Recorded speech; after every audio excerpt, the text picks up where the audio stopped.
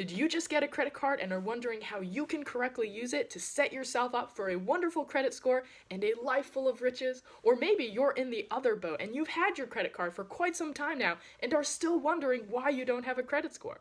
Well, if that sounds like you, you're in the right place, because today in this video, I'm going to explain how to use your credit card correctly so that you can start establishing a credit history and get a credit score. Alright, so let's get straight into it. I'm going to break this video up into 3 easy steps for you. The first step is going to be our favorite, spending the actual money making purchases.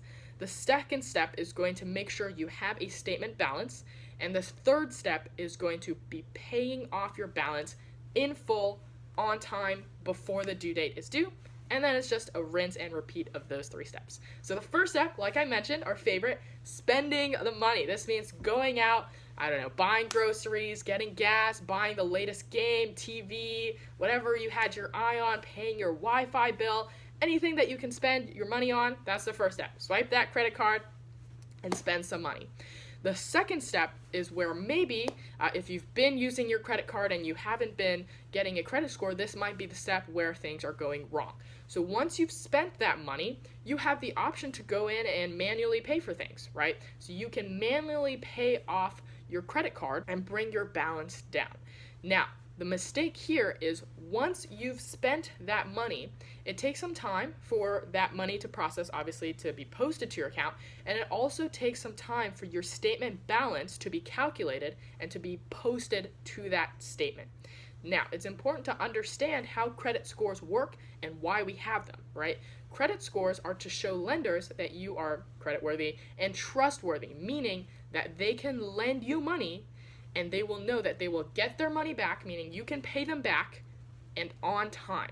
So they want to see that they can lend money out and get it back. That's how they make their money. And so the higher your credit score, that will show them that you are more trustworthy, and they'll be more willing to lend you either more money or give you a better rate, which is better for you in the long run. And so when you don't have a statement balance, that basically shows lenders that you're not borrowing money. And this is why the statement balance is so important, because the statement is what the lenders see and the balance tells them how much money you've borrowed.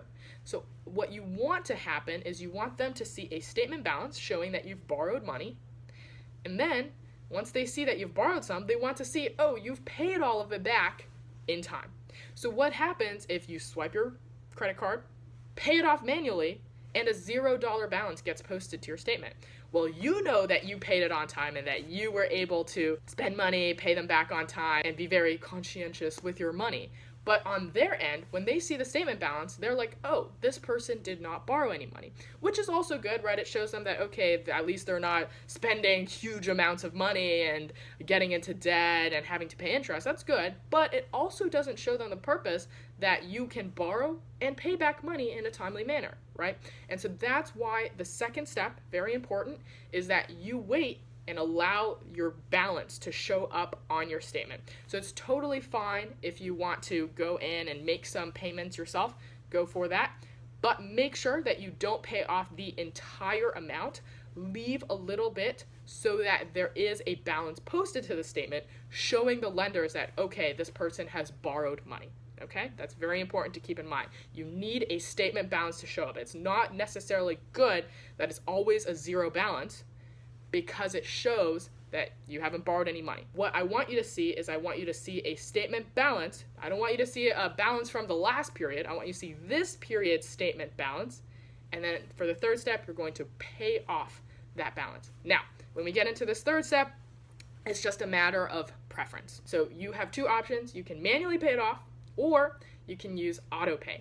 And so I'm going to link my Bank of America AutoPay video here in case you use a Bank of America credit card and you want to know how to set up AutoPay there. If you use a different bank, definitely use Google to do that. I can make a Capital One AutoPay. It's pretty simple. Capital One makes it very easy, but if there is a need for that tutorial, I'm happy to make that. But definitely, if you're interested in AutoPay, search that up on how you can make it. But you've got 2 options. Your first step, you spend money. Second step, you let your statement balance show up, and typically the statement balance showing up is automatic as long as you don't pay it off in advance. And so the third step, before that due date, once your statement is printed out, they'll email you or they'll send you paper, which hopefully, save some trees. Don't use the paper one. And it saves you money too. But anyway, they'll send you your statement and you'll have a statement balance. That's pretty much automatic as long as you don't manually pay it off.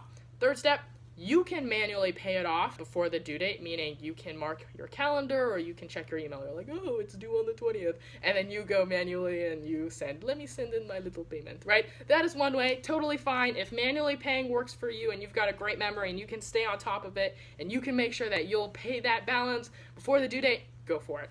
What I recommend is to set up autopay, because once you have that statement balance in, you can set up autopay, and I show you all my autopay secrets in that video that I linked.